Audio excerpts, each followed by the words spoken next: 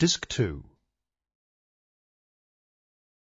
The Idle House of Astarte.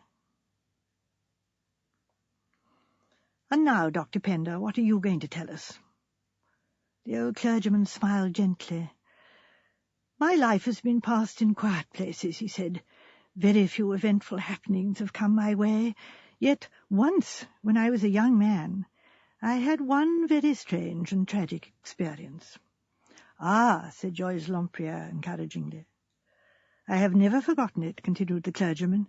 It made a profound impression on me at the time, and to this day, by a slight effort of memory, I can feel again the awe and horror of that terrible moment, when I saw a man stricken to death by apparently no mortal agency. You make me feel quite creepy, Pender, complained Sir Henry. Made me feel creepy, as you call it, replied the other. Since then, I have never laughed at the people who use the word atmosphere. There is such a thing. There are certain places imbued and saturated with good or evil influences which can make their power felt. That house, the Larches, is a very unhappy one, remarked Miss Marple. Old Mr. Smithers lost all his money and had to leave it, and then the Carslakes took it, and Johnny Carslake fell downstairs and broke his leg, and Mrs. Carslake had to go away to the south of France for her health. And now the Burdens have got it, and I hear that poor Mr. Burden has got to have an operation almost immediately. There is, I think, rather too much superstition about such matters, said Mr. Petherick. A lot of damage is done to property by foolish reports heedlessly circulated. I have known one or two ghosts that have had a very robust personality, remarked Sir Henry with a chuckle. I think, said Raymond, that we should allow Dr. Pender to go on with his story. Joyce got up and switched off the two lamps, leaving the room lit only by the flickering firelight. Atmosphere, she said. Now we can get along. Dr. Pender smiled at her, and leaning back in his chair and taking off his pince-nez, he began his story in a gentle, reminiscent voice. I don't know whether any of you know Dartmoor at all. The place I'm telling you about is situated on the borders of Dartmoor. It was a very charming property, though it had been on the market without finding a purchaser for several years. The situation was perhaps a trifle bleak in winter, but the views were magnificent, and there were certain curious and original features about the property itself. It was bought by a man called Hayden, Sir Richard Hayden. I'd known him in his college days, and though I'd lost sight of him for some years, the old ties of friendship still held, and I accepted with pleasure his invitation to go down to Silent Grove, as his new purchase was called. The house party was not a very large one.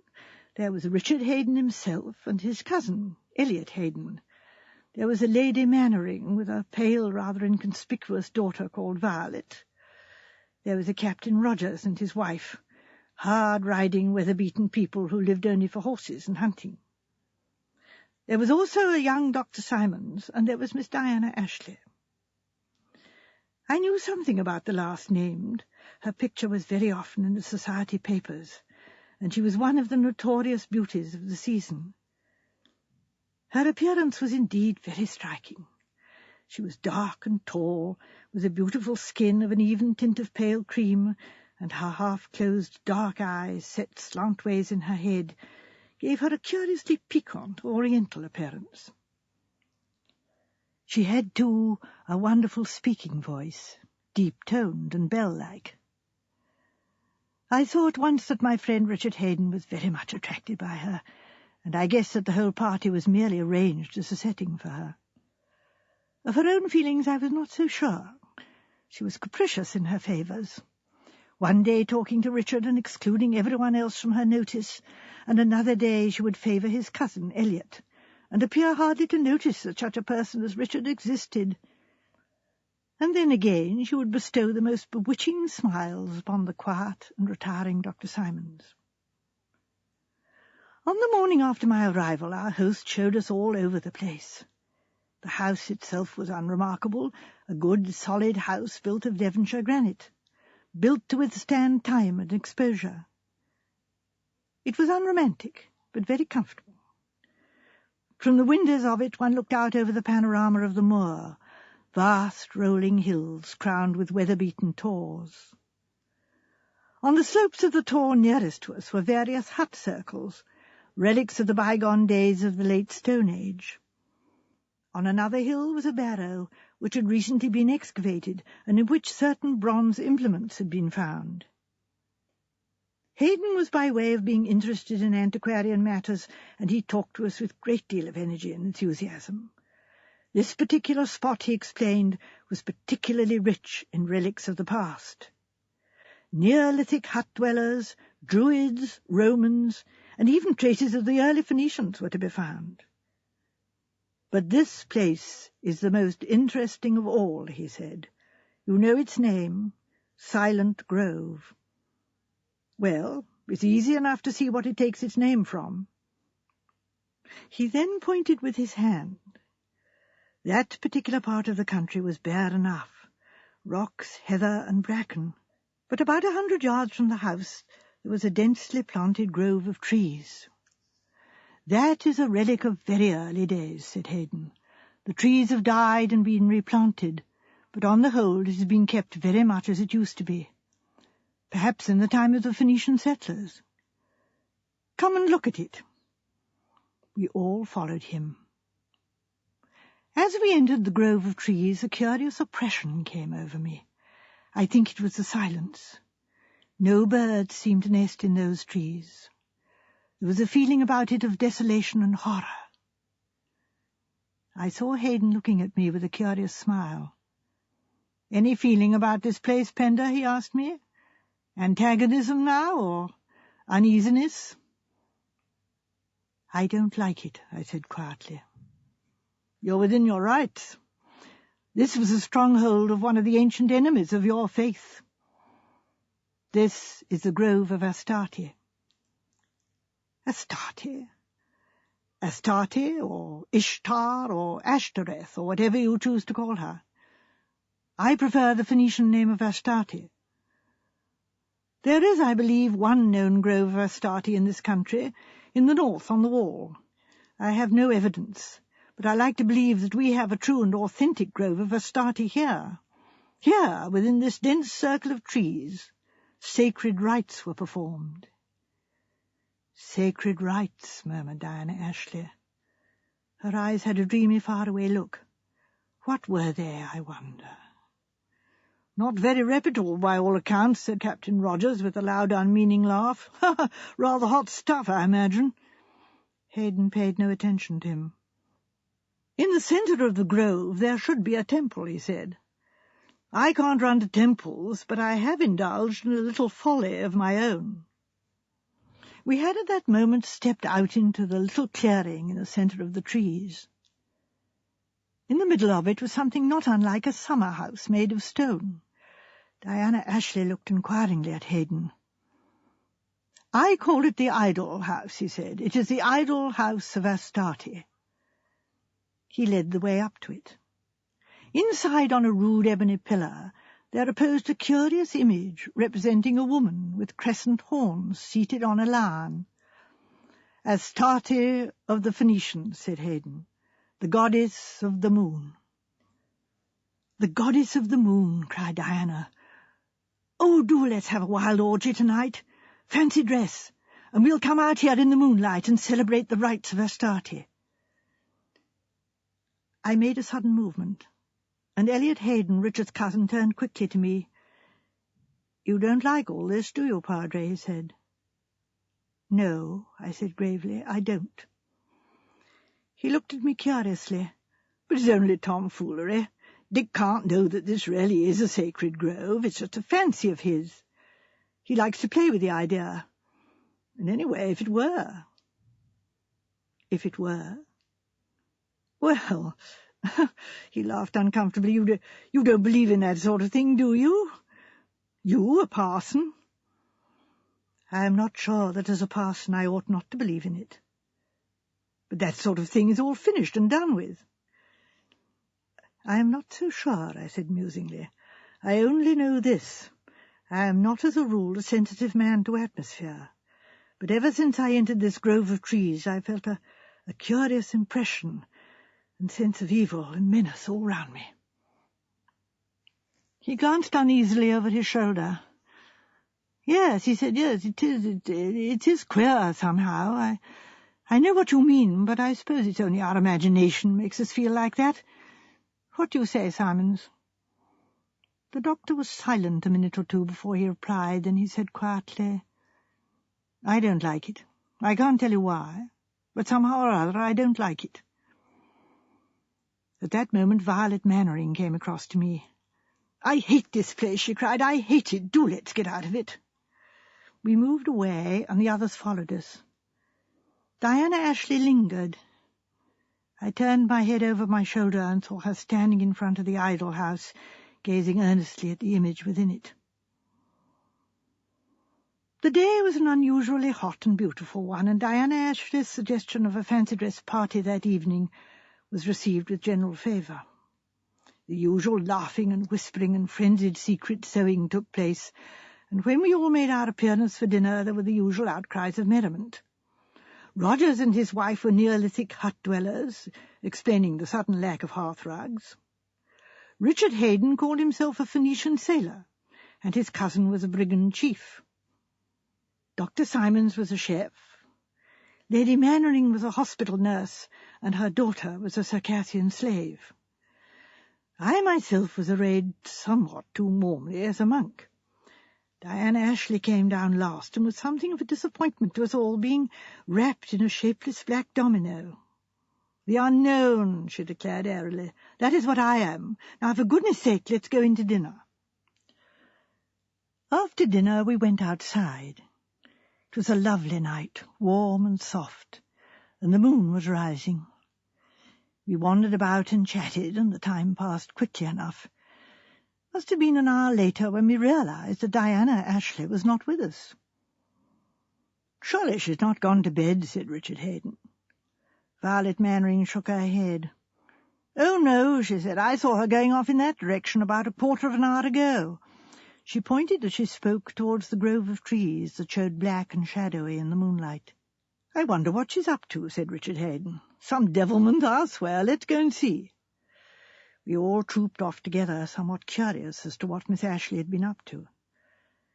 Yet I, for one, felt a curious reluctance to enter that dark, foreboding belt of trees. Something stronger than myself seemed to be holding me back, urging me not to enter. I felt more definitely convinced than ever of the essential evilness of the spot. I think that some of the others experienced the same sensations that I did, though they would have been loath to admit it. The trees were so closely planted that the moonlight could not penetrate. There were a dozen soft sounds all round us, whisperings and sighings. The feeling was eerie in the extreme, and by common consent we all kept close together. Suddenly we came out into the open clearing in the middle of the grove and stood rooted to the spot in amazement.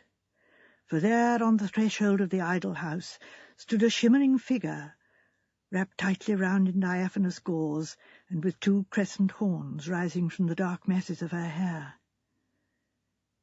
"My God," said Richard Haydn, and the sweat sprang out on his brow. But Violet Mannering was sharper. "Why, it's Diana," she exclaimed. "What has she done to herself?"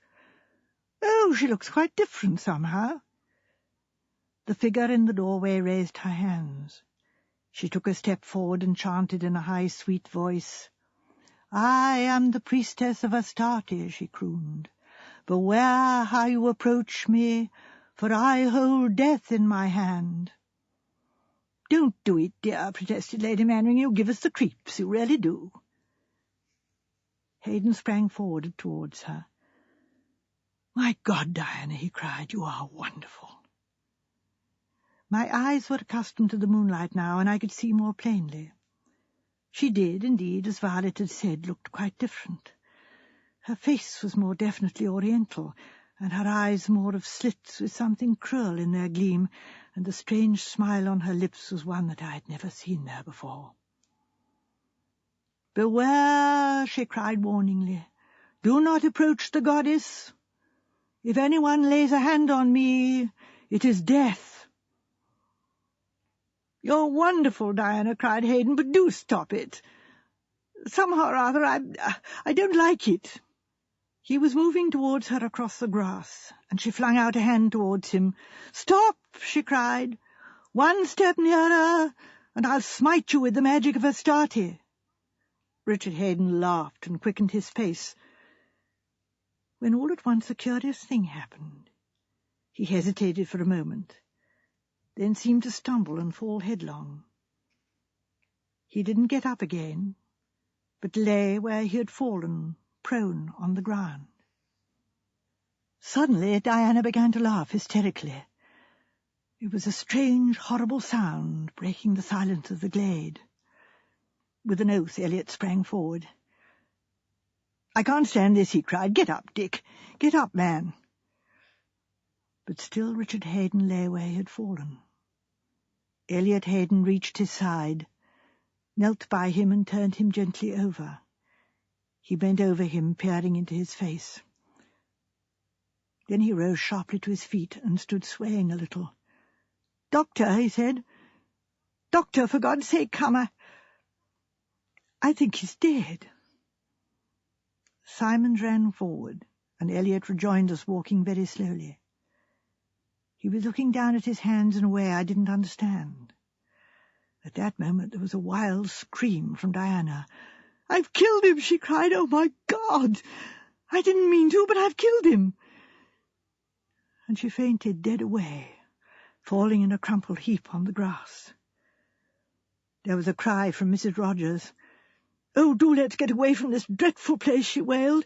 "Anything might happen to us here. Oh, it's awful." Elliot got hold of me by the shoulder. "It can't be, man," he murmured. "I tell you, it can't be. A man can't be killed like that. It's against nature."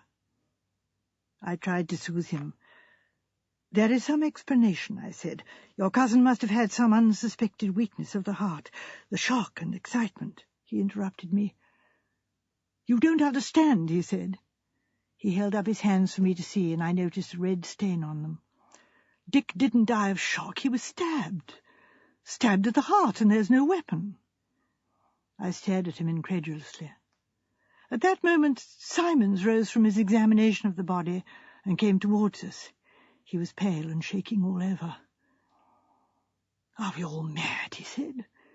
"What is this place, that things like this can happen in it?" "Then it is true," I said. He nodded. "The wound is such as would be made by a long, thin dagger, but there's no dagger there." We all looked at each other. "But it must be there," cried Elliot Hayden. "It must have dropped out. It must be on the ground somewhere. Let's look." We peered about vainly on the ground. Violet Mannering said suddenly, "Diana had something in her hand, the kind of dagger. I saw it. I saw it glitter when she threatened him." Elliot Hayden shook his head. "He never even got within 3 yards of her," he objected.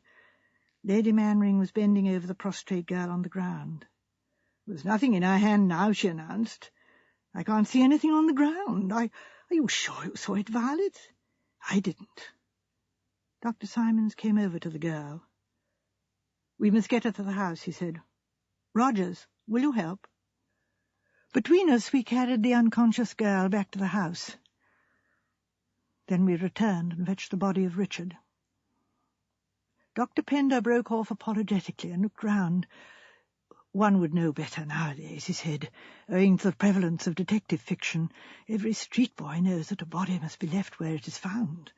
But in those days we had not the same knowledge, and accordingly we carried the body of Richard Hayden back to his bedroom in the square granite house, and the butler was dispatched on a bicycle in search of the police. A ride of some 12 miles. It was then that Elliot Hayden drew me aside. "Look here," he said, "I'm going back to the Grove. That weapon has got to be found." "If there was a weapon," I said doubtfully. He seized my arm and shook it fiercely. "You've got that superstitious stuff in your head. You think his death was supernatural. Well, I'm going back to the Grove to find out." I was curiously averse to his doing so. I did my utmost to dissuade him, but without result. The mere idea of that thick circle of trees was abhorrent to me, and I felt a strong premonition of further disaster. But Elliot was entirely pig-headed. He was, I think, scared himself, but he wouldn't admit it. He went off fully armed with determination to get to the bottom of the mystery. It was a very dreadful night. None of us could sleep or attempt to do so. The police, when they arrived, were frankly incredulous of the whole thing. They evinced a strong desire to cross-examine Miss Ashley, but there they had to reckon with Dr. Simons, who opposed the idea vehemently. Miss Ashley had come out of her faint or trance, and he had given her a strong sleeping draught. She was on no account to be disturbed until the following day. It was not until about 7 o'clock in the morning that anyone thought about Elliot Hayden, and then Simon suddenly asked where he was. I explained what Elliot had done, and Simon's grave face grew a shade graver. I wish he hadn't. It's foolhardy, he said. You don't think any harm can have happened to him? I hope not. I think, Padre, that you and I had better go and see. I knew he was right, but it took all the courage in my command to nerve myself for the task. We set out together and entered once more that ill-fated grove of trees.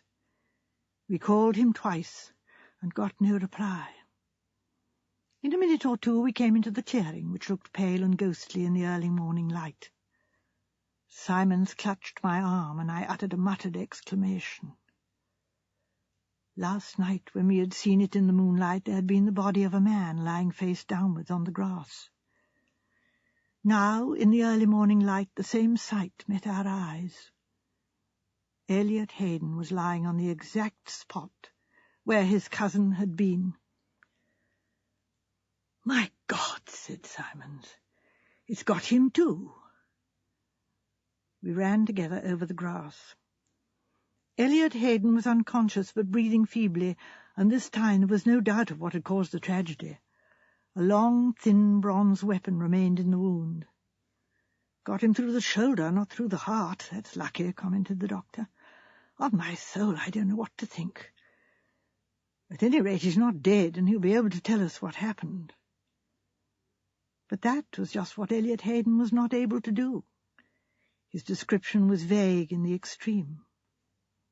He had hunted about vainly for the dagger, and at last, giving up the search, had taken up a stand near the idol house.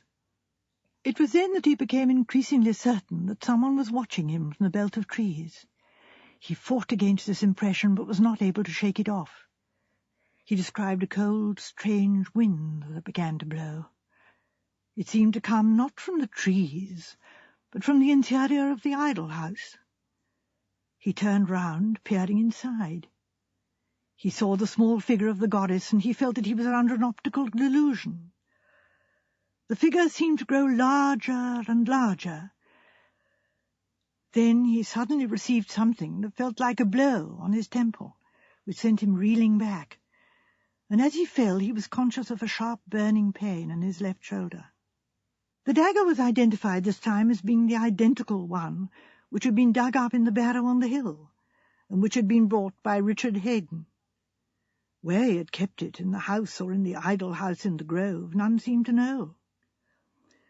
The police were of the opinion, and always will be, that he was deliberately stabbed by Miss Ashley, but in view of our combined evidence that she was never within 3 yards of him, they could not hope to support the charge against her. So the thing has been, and remains, a mystery. There was a silence. "There doesn't seem anything to say," said Joyce Lempriere at length. "It's all so horrible and uncanny. Have you no explanation yourself, Dr. Pender?" The old man nodded. "Yes," he said, "I have an explanation, a kind of explanation, that is. Rather a curious one, but to my mind it still leaves certain factors unaccounted for." "I have been to seances," said Joyce, "and you may say what you like. Very queer things can happen. I suppose one can explain it by some kind of hypnotism. The girl really turned herself into a priestess of Astarte, and I suppose somehow or other she must have stabbed him. Perhaps she threw the dagger that Miss Mannering saw in her hand." "Or it might have been a javelin," suggested Raymond West. After all, moonlight is not very strong. She might have had a kind of spear in her hand and stabbed him at a distance. And then I suppose mass hypnotism comes into account. I mean, you were all prepared to see him stricken down by supernatural means, and so you saw it like that. I have seen many wonderful things done with weapons and knives at music halls, said Sir Henry. I suppose it's possible that a man could have been concealed in the belt of trees, and that he might from there have thrown a knife or a dagger with sufficient accuracy, agreeing, of course, that he was a professional. I admit that seems rather far-fetched, but it seems the only really feasible theory. You remember the other man was distinctly under the impression that there was someone in the grove of trees watching him. As to Miss Mannering saying that Miss Ashley had a dagger in her hand and the other saying she hadn't, well, that doesn't surprise me. If you had had my experience, you would know that 5 persons' account of the same thing will differ so widely as to be almost incredible. Mr. Petherick coughed. But in all these theories we seem to have overlooked one essential fact, he remarked. What became of the weapon? Miss Ashley could hardly get rid of a javelin, standing as she was in the middle of an open space. And if a hidden murderer had thrown a dagger, the dagger would still have been in the wound when the man was turned over. We must, I think, discard all far-fetched theories and confine ourselves to sober fact. And where does sober fact lead us? Well, one thing seems quite clear. No one was near the man when he was stricken down, so the only person who would have stabbed him was he himself. Suicide, in fact. But why on earth should he wish to commit suicide? Asked Raymond West incredulously. The lawyer coughed again. Well, that is a question of theory once more, he said. At the moment I'm not concerned with theories. It seemed to me, excluding the supernatural, in which I do not for one moment believe, that was the only way things could have happened. He stabbed himself, and he fell, his arms flew out, wrenching the dagger from the wound and flinging it into the zone of the trees. That is, I think, although somewhat unlikely, a possible happening. I don't like to say, I'm sure, said Miss Marple.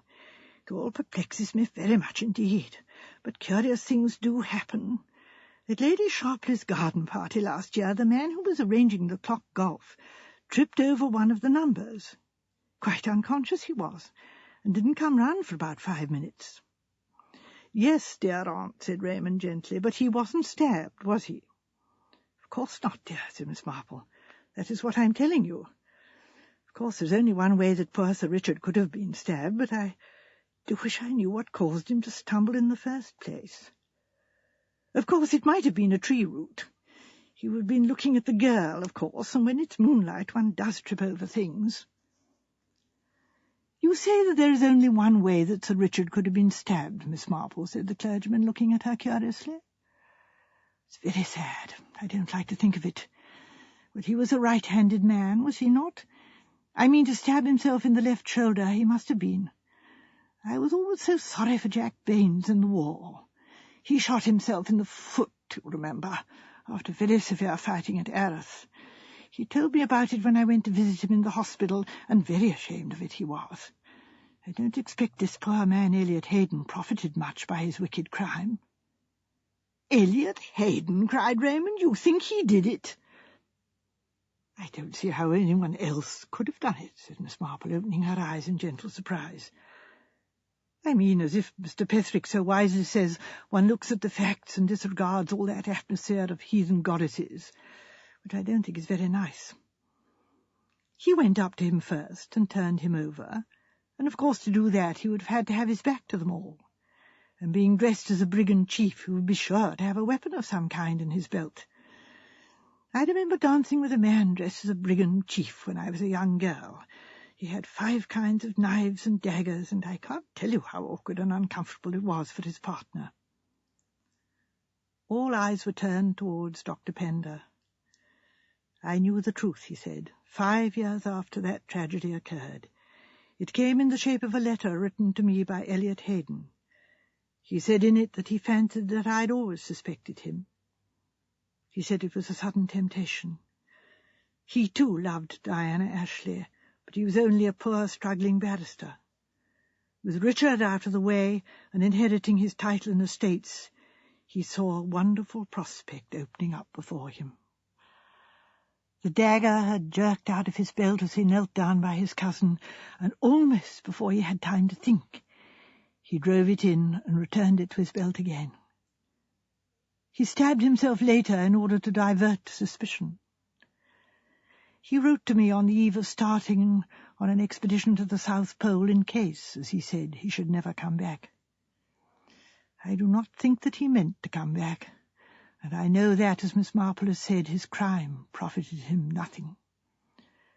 For 5 years, he wrote, I have lived in hell. I hope at least that I may expiate my crime by dying honourably. There was a pause. And he did die honourably, said Sir Henry. You've changed the names in your story, Dr. Pender, but I think I recognise the man you mean. As I said, went on the clergyman, I do not think that explanation quite covers the facts. I still think there was an evil influence in that grove, an influence that directed Elliot Hayden's action. Even to this day I can never think without a shudder of the idle house of Astarte.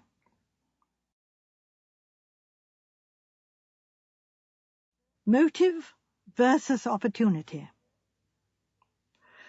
Mr. Petherick cleared his throat rather more importantly than usual.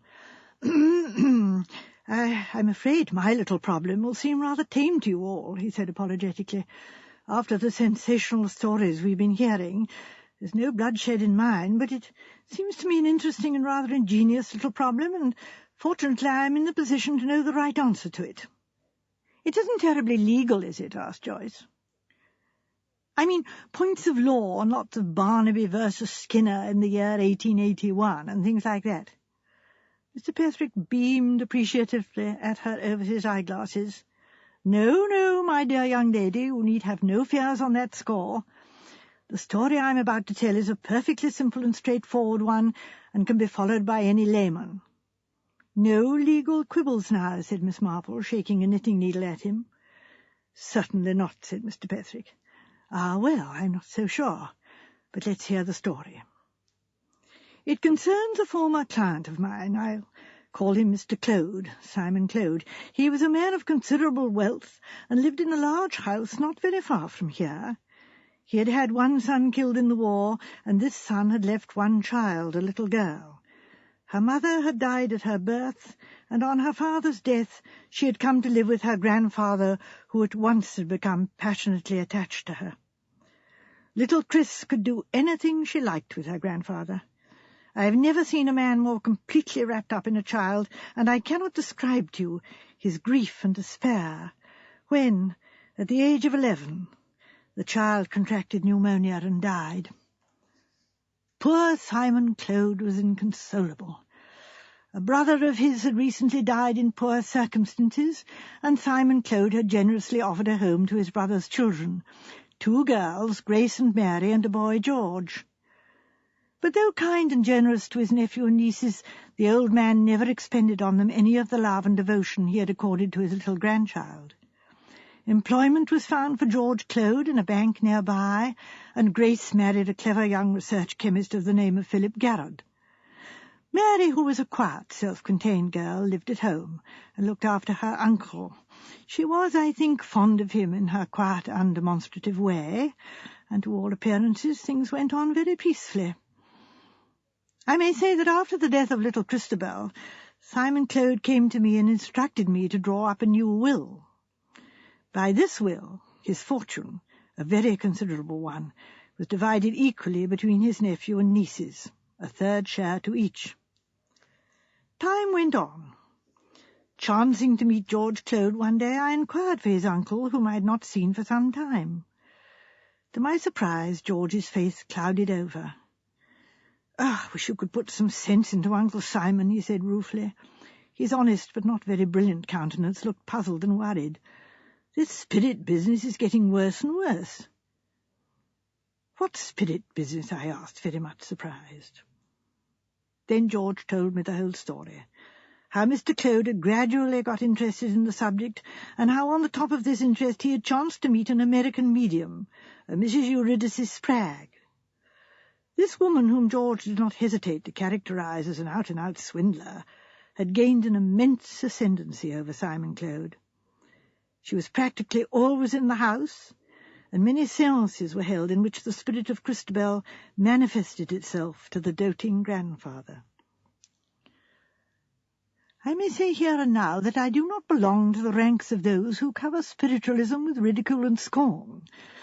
I am, as I have told you, a believer in evidence, and I think that when we have an impartial mind and weigh the evidence in favour of spiritualism, there remains much that cannot be put down to fraud or lightly set aside. Therefore, as I say, I am neither a believer nor an unbeliever. There is certain testimony with which one cannot afford to disagree. On the other hand, spiritualism lends itself very easily to fraud and imposture, and from all young George Clode told me about this Mrs. Eurydice Spragg, I felt more and more convinced that Simon Clode was in bad hands, and that Mrs. Spragg was probably an impostor of the worst type. The old man, shrewd as he was in practical matters, would be easily imposed on where his love for his dead grandchild was concerned. Turning things over in my mind, I felt more and more uneasy. I was fond of the young Clodes, Mary and George, and I realized that this Mrs. Spragg and her influence over their uncle might lead to trouble in the future.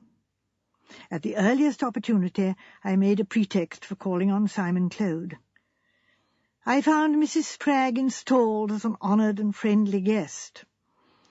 As soon as I saw her, my worst apprehensions were fulfilled. She was a stout woman of middle age, dressed in a flamboyant style, very full of cant phrases about our dear ones who have passed over, and other things of the kind. Her husband was also staying in the house, Mr. Absalom Spragg, a thin, lank man with a melancholy expression and extremely furtive eyes. As soon as I could, I got Simon Clode to myself and sounded him tactfully on the subject. He was full of enthusiasm. Eurydice Spragg was wonderful. She had been sent to him directly in answer to prayer. She cared nothing for money. The joy of helping a heart in affliction was enough for her. She had quite a mother's feelings for little Chris. Then he went on to give me details. How he had heard his Chris's voice speaking, how she was well and happy with her father and mother. He went on to tell other sentiments expressed by the child, which in my remembrance of little Christabel seemed to be highly unlikely. She laid stress on the fact that father and mother loved dear Mrs. Spragg. But of course he broke off. "You're a scoffer, Petherick." "No, I'm not a scoffer. Very far from it. Some of the men who have written on the subject are men whose testimony I would accept unhesitatingly, and I should accord any medium recommended by them respect and credence. I presume that this Mrs. Spragg is well vouched for?" Simon went into ecstasies over Mrs. Spragg. She'd been sent to him by heaven. He had come across her at the watering place where he had spent 2 months in the summer. A chance meeting, but with what a wonderful result. I went away very dissatisfied. My worst fears were realized, but I didn't see what I could do. After a good deal of thought and deliberation, I wrote to Philip Garrard, who, as I had mentioned, just married the eldest Clode girl, Grace. I set the case before him, of course in the most carefully guarded language. I pointed out the danger of such a woman gaining ascendancy over the old man's mind. And I suggested that Mr. Clode should be brought into contact, if possible, with some reputable spiritualistic circles. This, I thought, would not be a difficult matter for Philip Garrard to arrange. Garrard was prompt to act.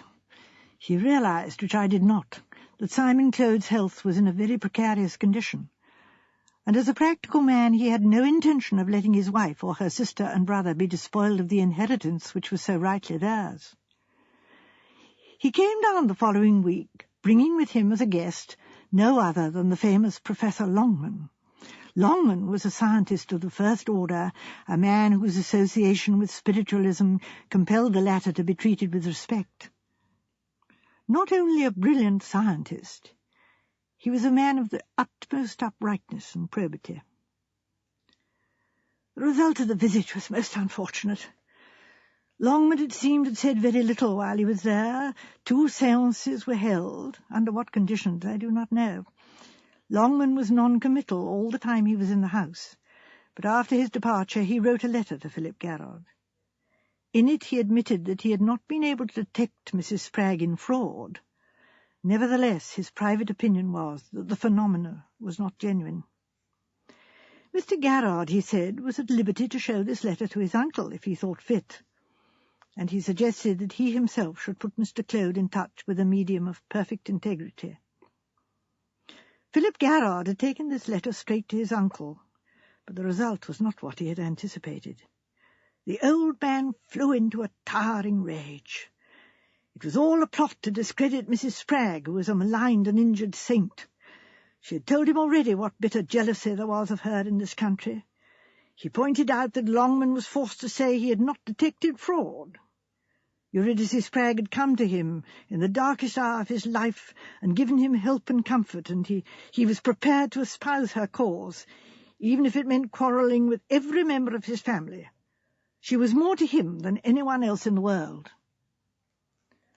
Philip Garrard was turned out of the house with scant ceremony. But as a result of his rage, Claude's own health took a decided turn for the worse. For the last month he had kept to his bed pretty continuously, and now there seemed every possibility of his being a bedridden invalid until such time as his death should release him. 2 days after Philip's departure, I received an urgent summons and went hurriedly over. Claude was in bed and looked, even to my layman's eye, very ill indeed. He was gasping for breath. "This is the end of me," he said. "I feel it. Don't argue with me, Patrick. But before I die, I'm going to do my duty by the one human being who has done more for me than anyone else in the world. I want to make a fresh will."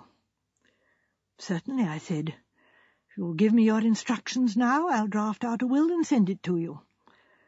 "That won't do," he said. "Why, man, I might not live through the night. I've written out what I want here." He fumbled under his pillow. "And you can tell me if it's right." He produced a sheet of paper with a few words roughly scribbled on it in pencil. It was quite clear and simple. He left £5,000 to each of his nieces and nephew, and the residue of his vast property outright to Eurydice Spragg, in gratitude and admiration. I didn't like it, but there it was. There was no question of unsound mind. The old man was as sane as anybody. He rang the bell for 2 of the servants. They came promptly. The housemaid, Emma Gaunt, was a tall, middle-aged woman who had been in service there for many years and who had nursed Claude devotedly. With her came the cook, a fresh, buxom young woman of 30. Simon Claude glared at them both from under his bushy eyebrows. "I want you to witness my will. Emma, get me my fountain pen." Emma went over obediently to the desk. "Not that left-hand drawer, girl," said old Simon irritably. "Don't you know? It's in the right-hand one."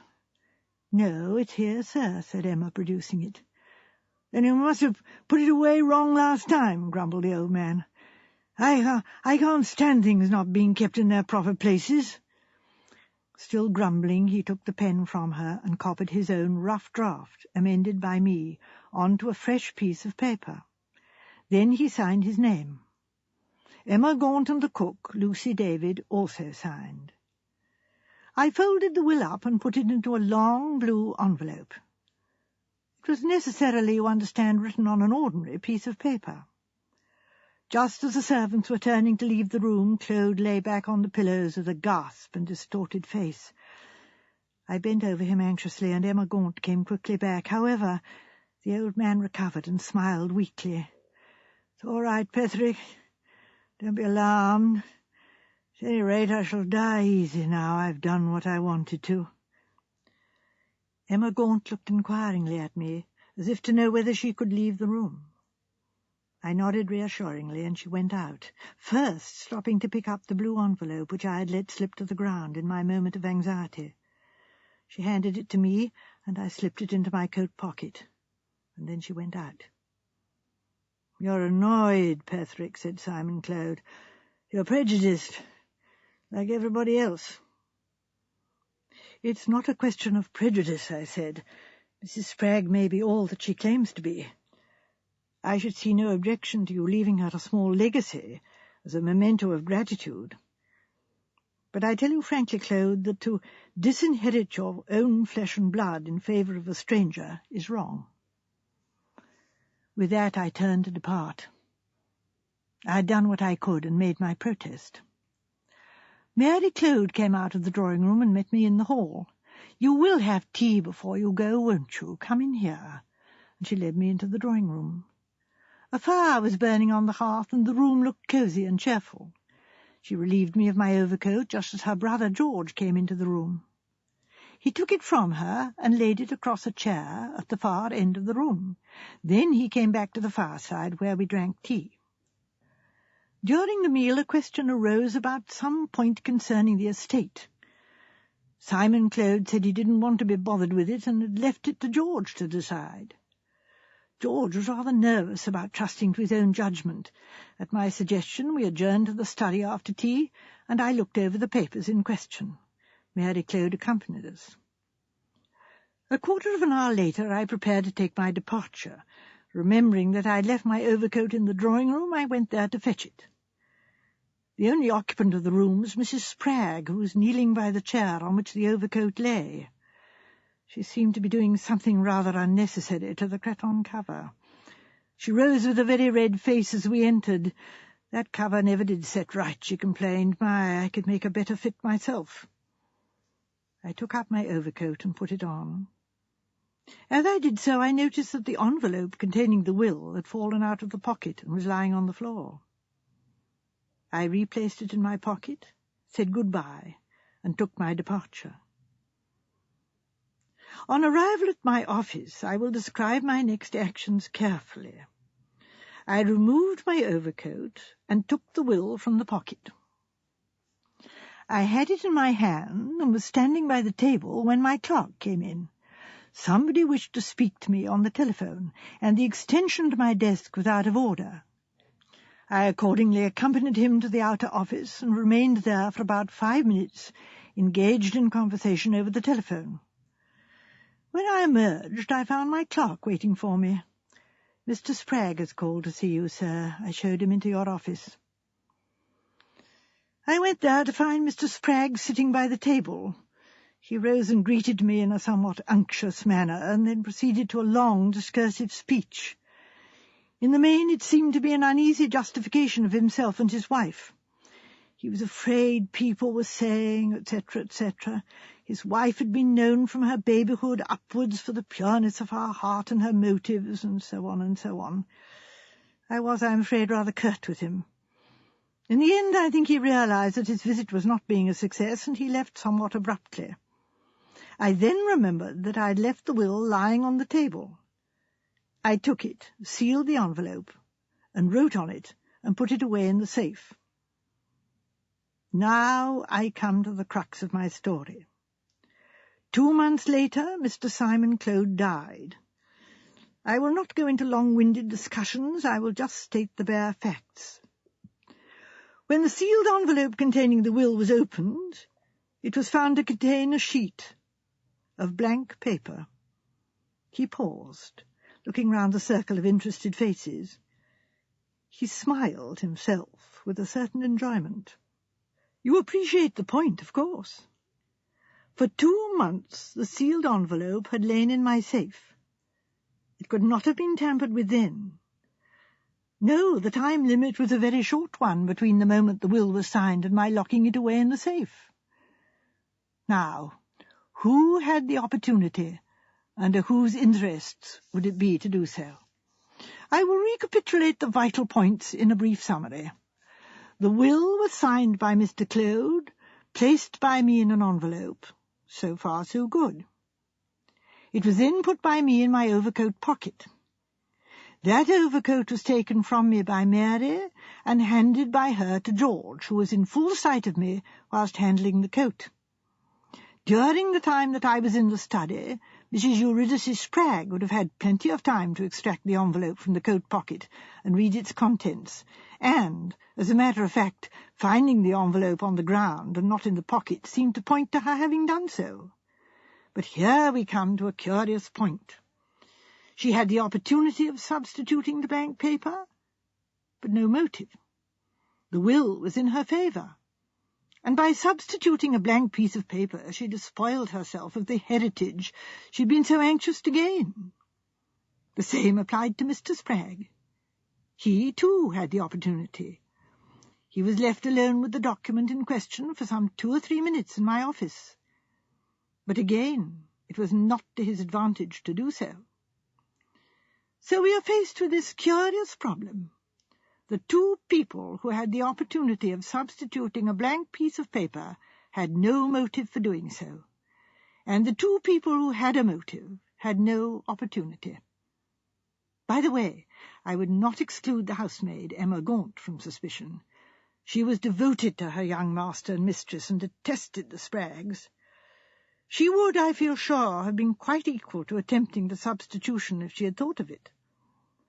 But although she actually handled the envelope when she picked it up from the floor and handed it to me, she certainly had no opportunity of tampering with its contents. She could not have substituted another envelope by some sleight of hand, of which anyway she would not be capable, because the envelope in question was brought into the house by me, and no one there would be likely to have a duplicate. He looked round, beaming on the assembly. Now, that is my little problem. I have, I hope, stated it clearly, and I should be interested to hear your views. To everyone's astonishment, Miss Marple gave vent to a long and prolonged chuckle. Something seemed to be amusing her immensely. "What's the matter, Aunt Jane? Can't we share the joke?" said Raymond. "Oh, I was thinking of little Tommy Simons, a naughty little boy, I'm afraid, but sometimes very amusing. One of those children with innocent, childlike faces, who are always up to some mischief or other. I was thinking how last week in Sunday school he said, 'Teacher, do you say yolk of eggs is white, or yolk of eggs are white?' And Miss Durston explained that anyone would say, 'Yolks of eggs are white, or yolk of egg is white.' And naughty Tommy said, 'Well, I should say yolk of egg is yellow.' Oh, very naughty of him, of course, and as old as the hills. I knew that one as a child." "Very funny, my dear Aunt Jane," Raymond said gently, "but surely that has nothing to do with the very interesting story that Mr. Petherick has been telling us." "Oh, yes, it has," said Miss Marple. "It's a catch. And so is Mr. Petherick's story a catch. So like a lawyer. Ah, my dear old friend." And she shook her approving head at him. "I wonder if you really know," said the lawyer with a twinkle. Miss Marple wrote a few words on a piece of paper, folded them up and passed them across to him. Mr. Petherick unfolded the paper, read what was written on it, and looked across at her appreciatively. "My dear friend," he said, "is there anything you do not know?"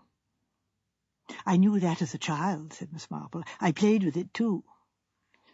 "I feel rather out of this," said Sir Henry. "I feel sure that Mr. Petherick has some clever legal legerdemain up his sleeve." "Not at all," said Mr. Petherick. "Not at all. It is a perfectly fair, straightforward proposition. You mustn't pay any attention to Miss Marple.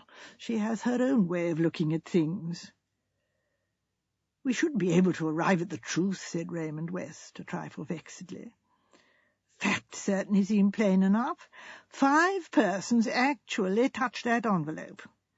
The Spraggs clearly could have meddled with it, but equally clearly they did not do so. Now, there remains the other 3. When one sees the marvellous ways that conjurers have of doing a thing before one's eyes, it seems to me that the paper could have been extracted and another substituted by George Clode during the time he was carrying the overcoat to the far end of the room." "Well, I think it was the girl," said Joyce. "I think the housemaid ran down, told her what was happening, and she got hold of another blue envelope and just substituted the one for the other." Sir Henry shook his head. "I disagree with you both," he said slowly. These sort of things are done by conjurers, and they're done on the stage and in novels, but I think they would be impossible to do in real life, especially under the shrewd eyes of a man like my friend Mr. Petherick here. But I have an idea. It's only an idea and nothing more. We know that Professor Longman has just been down for a visit, and he said very little. It's only reasonable to suppose that the Spraggs may have been very anxious as the result of that visit. If Simon Clode didn't take them into his confidence, which is quite probable, they may have viewed his sending for Mr. Petherick from quite another angle. They may have believed that Mr. Clode had already made a will which benefited Eurydice Spragg, and that this new one might be made for the express purpose of cutting her out as a result of Professor Longman's revelations. Or, alternatively, as the lawyers say, Philip Garrard had impressed on his uncle the claims of his own flesh and blood. In that case, suppose Mrs. Spragg prepared to effect a substitution. This she does, but Mr. Petherick coming in at an unfortunate moment, she had no time to read the real document, and hastily destroys it by fire in case the lawyer should discover his loss. Joyce shook her head very decidedly. Oh, no, she'd never burn it without reading it. The solution is rather a weak one, admitted Sir Henry. I suppose Mr. Petherick didn't assist Providence himself. The suggestion was only a laughing one, but the little lawyer drew himself up in offended dignity. A most improper suggestion, he said with some asperity. What does Dr. Pender say? Asked Sir Henry. I cannot say that I have any very clear ideas. I think the substitution must have been effected by either Mrs. Spragg or her husband, possibly for the motive that Sir Henry suggests. If she did not read the will until after Mr. Petherick had departed, she would then be in somewhat of a dilemma, since she couldn't own up to her action in the matter. Possibly she would place it among Mr. Clode's papers, where she thought it would be found after his death. Why it wasn't found, I don't know. It might be a mere speculation, this, that Emma Gaunt came across it, and out of misplaced devotion to her employers deliberately destroyed it. I think Dr. Pender's solution is the best of all, said Joyce. Is it right, Mr. Petherick? The lawyer shook his head. I'll go on where I left off. I was dumbfounded, and quite as much at sea, as all of you are. I don't think I should ever have guessed the truth, probably not, but I was enlightened. It was cleverly done, too. I went out and dined with Philip Garrard about a month later, and in the course of our after-dinner conversation he mentioned an interesting case that had recently come to his notice. I should like to tell you about it, Petherick, in confidence, of course. Quite so, I replied.